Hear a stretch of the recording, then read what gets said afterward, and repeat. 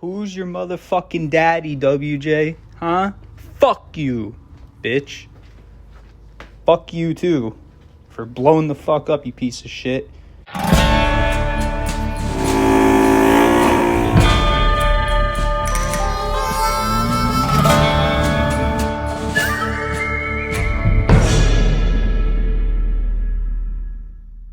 Guys, welcome back today for another video. Today's video, we're going to be pulling out the junk 4-liter behind me, and we're going to be getting that out. We're going to be stripping it down because I need to use a lot of the parts off of it that are new that I would like to use. I have a lot of upgraded parts that I want to put on the new engine for the time being. If you guys haven't been following my channel, definitely hit that subscribe button down below and drop a like, comment. You know, I'm more than happy to answer you guys. But if you haven't been following my channel, you won't know that the motor in here I plan on building into a stroker, but I did get a stock 4-liter with 105,000 miles on it for the time being that I'm going to put in here. So we need to get this piece of shit one out of the Jeep, and we're going to tear it down, see exactly what went wrong. I do know it has a broken piston, so we'll see what else went wrong, if anything else went wrong. I think it's just the piston, but yeah. So I'm running to the store right now. I got to grab some stuff. I want to start this thing for you guys before I pull it out, just so you could hear the knock and hear the misfire. So I got to get some weatherproof wire connectors, electrical tape.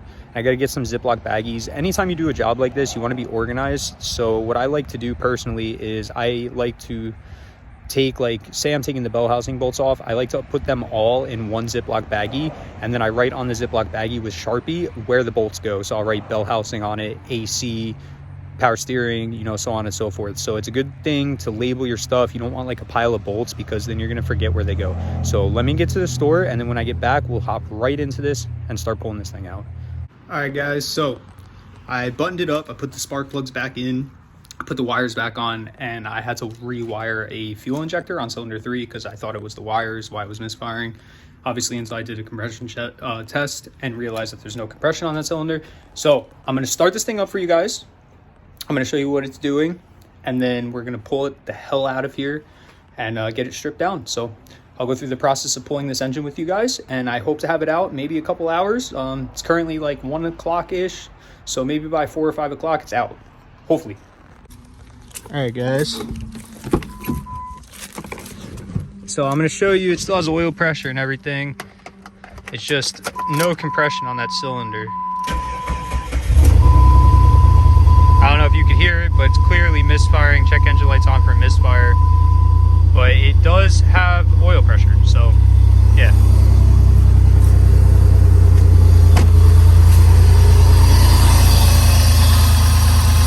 It's rocking a lot. As you can tell, everything is shaking. It's literally not firing on cylinder 3. You know, it'll start knocking in a minute.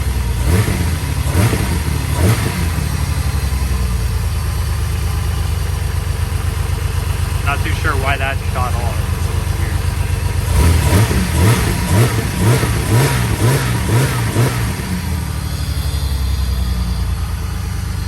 It's actually not knocking too bad right now, so, but it's clearly misfiring really bad.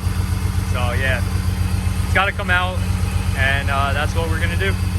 So the first thing you're gonna want to do, disconnect your battery. There's no point of having the battery even in here to die over time. This is a very expensive battery. I'm gonna wind up putting this in the garage. The Jeep's only gonna be down for maybe like a week or two. It's not gonna be very long, but I don't want that battery dying on me. So disconnect your battery. And then I like to start personally underneath. So I'll wind up grabbing the flex plate bolts, the torque converter flex plate bolts. I'll take those out. I'll take the shield off that covers the torque converter. The starter will come out. I don't take it all the way out. I leave the wires on it and just kind of let it hang. And then we'll get to the bell housing bolts, the exhaust bolts, and that'll do everything underneath. We also have to drain the coolant and the oil so we don't make a mess. Then we'll move up top and we'll deal with everything up here. We're gonna have to take the whole nose off the Jeep. I literally just had it off, so you're gonna have to take that out because it does come out this way. It's not gonna come out if you leave this stuff here. So currently under the Jeep, I started taking some stuff off here. There's an arm that runs from your trans to here to the motor. That needs to come off. You also need to take this out of the way. I already got the starter loose. I usually just hang it down right like that and I leave it be. It doesn't get in your way, and there's no point to take the wires off. Chances of them breaking or something, you never know. So this is the cover that needs to come off right here, this bell housing cover, and that'll also take this off out of the way. And then we need to do the torque converter flex plate bolts, but I'll show you guys when I get there. So let me get all this out of the way. So I'm moving right along. I got all the torque converter bolts out. Guys, just bear with me. It's really hard to film underneath. It'll get better as I work my way up top. But I got all the torque converter bolts off. I got that cover off. I got the starter out. I got the arm off the other side. I got all these bell housing bolts already out. Like I said, I'm moving right along, trying to get this thing just knocked out and get it out of my Jeep. So this way I can, you know, go about with my day. So the only thing we have left underneath, besides draining the oil, I got to drain the oil and the coolant. That's not a big deal. We have to get this exhaust manifold bolts off for the cats to header. There's 4 of them. We got to get those off, and then once those are off, then I can move up top, and everything down here is done. So honestly, I've been working on it for about a half an hour, and I'm just tearing right through it. So yeah, Guys, so 54 minutes in, everything is off underneath. I'm actually trying to see how fast I can do this now, just because I'm really moving through it. Like, I haven't even been working on it for an hour and it's all disconnected underneath already. So all that's left really is to take the AC compressor off and pull it out of the way, because I don't want to drain the Freon. Take the power steering off, move it out of the way because I don't want to drain the power steering. And then we have a wiring harness and 2 motor mount bolts, and it should come right out. So we'll see what happens. But yeah, this is a lot faster than I thought it was going to go. So just know you guys could definitely do this yourself. Even if you were working slow, this shouldn't take you any more than like 5 hours. I know the first time I ran into some issues with bolts and everything, but yeah, I mean, it's coming right out. So let's keep moving. Remember what I told you guys about being organized, and this is what I mean by that. So all of these bags are labeled. That's bell housing, that's exhaust, intake, starter, and AC bolts. You definitely want to be organized when doing a job like this, just because you don't want to forget where bolts go. That is just a headache that you should not have to deal with. So just keep that in mind when you're doing stuff like this. I'm going to continue to tear into this thing. I'm going to take the intake tube off and the wiring harness, and then I'll see you guys after I get all of that out of the way. So I tried doing this the easy way and leaving the AC connected.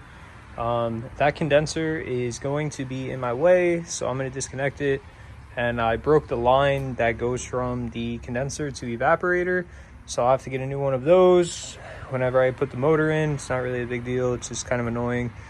I barely even moved the thing and the line started leaking, so I'm kind of just waiting for it to drain out. You're really not supposed to breathe this stuff in. It's also really bad for the environment, but I mean, I didn't do it on purpose, so it is what it is. I'm just waiting for it to drain out, and then once this is out of the way, we can unbolt the power steering, get the belt off, and then we'll take the 2 motor mount bolts out, and we'll be pulling this thing right out. So I already got the oil drained, I already got the coolant drained. Obviously there's no radiator in there, and I got a slew of parts right here.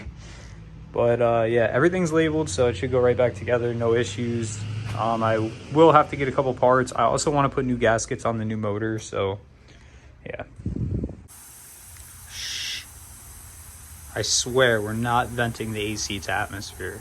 I swear. So this is what I was talking about when I say that you have to remove the nose. Now the reason you have to do this is because this engine comes right through here. If you have the radiator and everything here, this motor is never going to come out. It's going to hit the fan shroud, it's going to hit the radiator. It's best to just remove the whole nose of the Jeep and yank this bitch out. So that's what we're going to do. I still have to get the belt off. I still have to get the rest of the harness off this side. I got that side completely disconnected, but I got to disconnect the fuel injectors, O2 sensors, and all that stuff, throttle body stuff, and get that out of the way, get the belt off, power steering off. Now it doesn't really matter about the AC compressor, so I'll probably just leave it there and pull it out with it on there. Not really a big deal, but yeah, so let me get some more stuff off of here, and we're pretty close to getting ready to pull it out, so should be done in no time. Hey guys, I got some great news. There she is. It's awesome news because out with the old, in with the new. So when you're hooking up to something like this, make sure you use a chain. This is a Harbor Freight engine hoist. You could pick one of these up. Really take your diesel the fuck home. Anyways, so you could buy an engine hoist from Harbor Freight for pretty cheap if you guys are doing an engine job yourself on whatever vehicle. When you're hooking up, I wouldn't suggest hooking up the way that I hooked this up because it's a little bit sketchy, but I went to the power steering pump bolt, which is probably now bent, I would imagine. So I'll have to do something about that. I could get a new bolt. It's not really a big deal. And then I went to like this little stud over here that the grounds go on, but there's not many threads started. So it was a little sketchy, but it's okay. It's out. So, and we didn't drop it. And then another thing too, when you pull a motor, you're gonna want to support your trans. It's just gonna make your life easier when you're putting everything back together, because with the trans tilted down, you're gonna have to realign everything. At least now, this is how it goes, so you know that, and you shouldn't have an issue lining it back up. If you guys like what you saw in this video, please drop a like, comment. There's something in my eye. Please drop a like, comment. Definitely subscribe to the channel. Plenty of WJ content coming up now that the motor's out. Picking the new engine up on Thursday, so I'll have that. It's not going right in. I'm gonna tear it down. I'm gonna do some all new gaskets on it and everything, just because I don't want any leaks putting it in. It's always harder to do the job in the Jeep than out of the Jeep, so I'd rather do it out of the Jeep. I'm actually gonna go get like a small torque wrench because the valve cover is still leaking on this motor. I seen it when I pulled it out, and it's leaking pretty bad. So I'm gonna actually go around and I'm gonna look up all the torque specs for like everything, and I'm just gonna torque it properly. I really don't want any leaks. I really don't want to pull this motor again unless I'm putting the stroker in it, which will be down the line. You know, I'm gonna build it over time. So this block right here is gonna get built into the stroker, and then I have a stock 4-liter that I'm picking up Thursday to put in here, just so I can use the Jeep, drive it around and everything. I'm gonna put all my stuff on it, the header and everything. That'll be in the next video of me taking these parts off, and probably start the build on the other motor that I'm picking up Thursday. That'll be in next week's video too. So definitely stay tuned. Plenty of content to come. I hope I helped some of you guys out. I know I didn't go too in depth with this. I was just trying to get it done. I just want to get it out. Today's a really nice day. It is November, so it does get cold here. I'm in New Jersey, so it gets cold here, and I just wanted to get it out, so I kind of rushed it, but it is what it is. I broke one line for the AC. It's not a big deal. I'll get a new one. I don't need the AC right this minute anyways. And yeah, so if you guys like what you saw in this video, drop a like, comment, subscribe, and I'll catch you in the next one. Peace.